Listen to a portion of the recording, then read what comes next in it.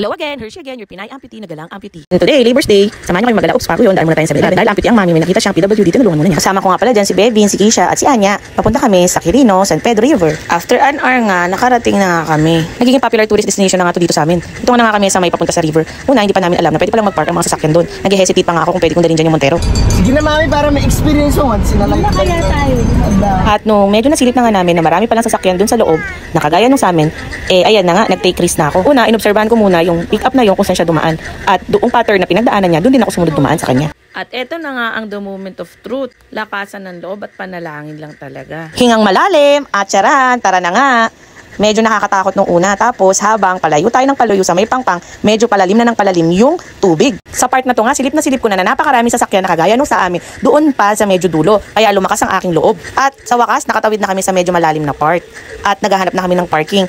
Habang naghahanap kami ng parking, nabalaho nga kami. Pero may mga tumulong sa amin na kalalakihan. At yung isa pa nga doon ay kabatch ko at kakilala ko. At nung nakahanap na nga kami ng parking, ay hindi ko na inalis yung sasakyan doon. At nakita nyo nga si Anya, natakot pa nga siya nung una. Pero pag tinignan nyo talaga yung tubig, napaka-clear at talagang sarap magtampisaw. May mga maliliit na istapa nga talaga makikita mo dyan sa sobrang clear. At syempre, nagutom ng mga person, kumain na kami, hindi na pala kami nakapag-video dyan. Nakahanap na rin kami ng spot kung saan kami maglalagi. At naghahanap kami ng spot na hindi medyo mainit para pwedeng magbabad. Ito nga pala si Anya, tuwang-tuwa sa clear ng tubig ng San Pedro, Quirino. O diba, kasi mababaw kaya safe na safe sa bata. Andun nga sila mag-ina, sabi ko mag-zoom out. At nung ako naman ay nainggit sa kanila, pumunta na ako sa kanila. Doon nga sa banda na yun ay medyo malilim kaya masarap magbabad. May iwan nga pala to at Labor's Day to, kaya happy Labor's Day to everyone. Sabi ko sa anak ko, ako nga rin ay mag-zoom out. Pero ayan, ang ginawa, hindi makaintindi. Kaya kahit papano ay nakapag-enjoy nga rin. Kaya tara, uwi na nga tayo. Ito na naman yung kahirapang pag-uwi. Medyo nakakatakot. Pero may pinauna kami dyan na sasakyan para makita ko rin yung guide or yung pattern papunta nga dun sa Pampang.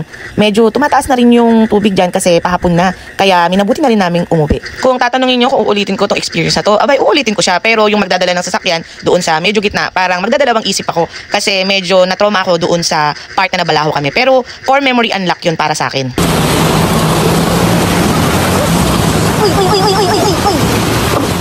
O diba parang mas lumalim compare doon sa kanina na umaga na papunta. Kaya talagang minabuti na naming umalis. Kaya kahit medyo mga 4 PM pa lang yan, tara nag-ayaan na rin umuwi. Pigil na pigil nga yung paghinga ko dyan at nakikita ko na medyo malapit na kami sa Pampang, talaga namang ako ay excited na rin.